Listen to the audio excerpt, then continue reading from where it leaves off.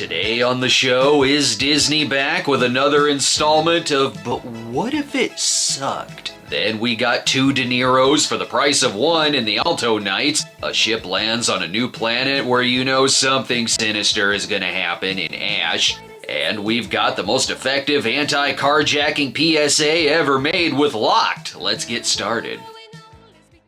Where is Snow White? Snow who? Answer, Her Majesty. I'm sure you think you got this licked, Your Majesty, but trust me, you'd know what you're up against.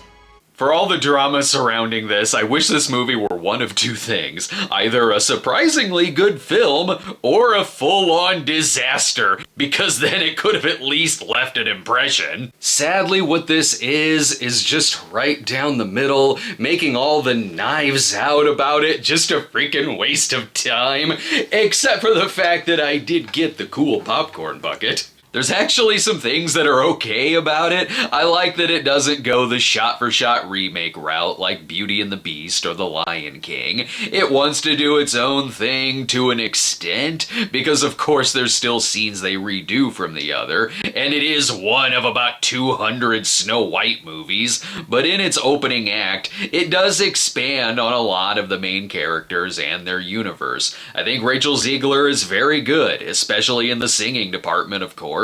Some of the banter from the dwarves would get a laugh every now and then, especially with Grumpy, but for everything I thought was okay, there's still a lot that doesn't work. Gal Gadot has moments where she's fine, but God, I wish there was someone here who could really chew the scenery a lot better, because more often than not, she's just a generic evil queen performance. Then there's these monstrous effects, looking like garden gnomes on Satan's porch. Like I said, I like their voice work, and the more it went on, the more I got used to their designs, but I shouldn't have to. While it does expand on a lot, it gets to a point where it expands a bit too much and gets cluttered. The prince isn't in it, because instead it's also a live-action Robin Hood remake where the love interest is a thief, and also these characters are in it. They're not the dwarves, they're the thief's merry men, who are really nothing characters. A majority don't even have lines because they can't, since it's already too cluttered with characters. Sometimes I'd forget the dwarves or the huntsmen were even in it. The biggest criticism I have, though, is in the direction, especially the musical numbers. The songs are fine, even though you could have told me they were from one of the Moana movies and I'd believe it. But the staging in these numbers is bad. There's these songs that feel like they should be these grand, show-stopping moments, but it's all shot so flat and repetitive with basically the same uninspired camera setups and cuts each time. It made it feel like I should be watching it on streaming, and not a big theatrical musical event. And that's really what it comes down to. None of my criticisms make this an awful film. This isn't gonna be on my list of the worst movies of the year. This isn't even the worst movie I've seen this month, or this week, or that day. It's just a basic C. It's better than some of the other remakes, but low bar. It's still not great. Up next, why hire another actor when De Niro can just play the two leads? Alto Knights is next. You're a racketeer. You're a gangster. Come on, all of a sudden you want to be half in, half out, half a racketeer. You can't have it both ways. This is a death sentence. It's a big mistake. The Alto Knights is from award-winning director Barry Levinson. It's written by Nicholas Pileggi of Goodfellas. It stars Robert De Niro as not one, but two gangsters, Frank Costello and Vito Genovese, who battle for ultimate control of New York City, leading to one orchestrating the downfall of several prominent mobsters in the 50s. More than enough material here for a compelling movie, especially with the names attached. And somehow, Disney's Snow White was the better movie? This movie is weirdly bad. If I saw this and had no clue who made it, I wouldn't assume it's from the people behind Bugsy. I'd think it was from the makers of Gotti. This is a story that's been kicked around Hollywood since the 70s, going from studio to studio, and I don't know what happened along the way, but what we end up with all these years later is a mutant of a movie that is paced like it's a 3-hour long film or a limited series crammed into a 2-hour runtime. time.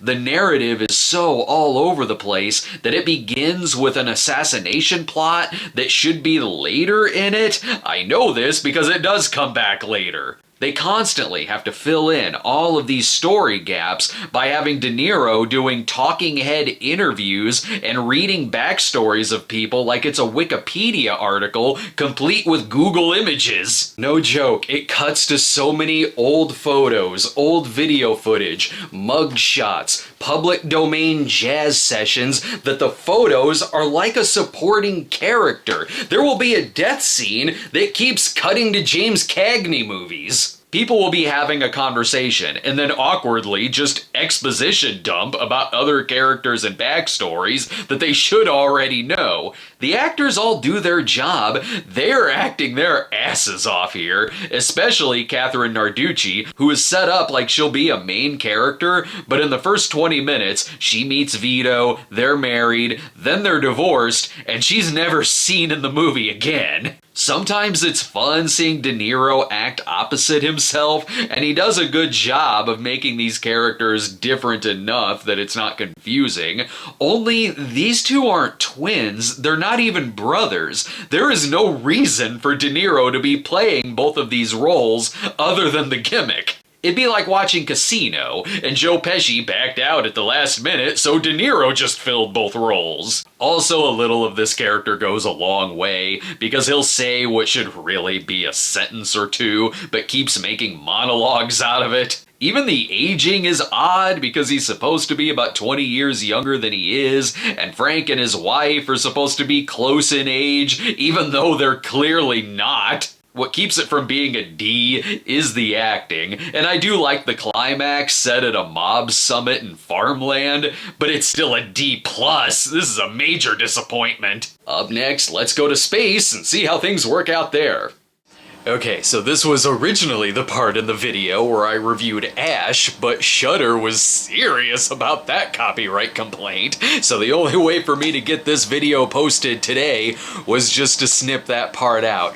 But the movie was a solid B. It has twists and turns that are a little predictable, but it maintains a good solid suspense through its creepy cinematography and a very good musical score, and also this color scheme that's simultaneously beautiful and chilling. The filmmakers probably have fond memories of stumbling across 80s sci-fi Roger Corman movies on cable back in the day. So anyway, now here's my review for Locked. I said I was sorry. You believed me, right? Sorry about that, Eddie.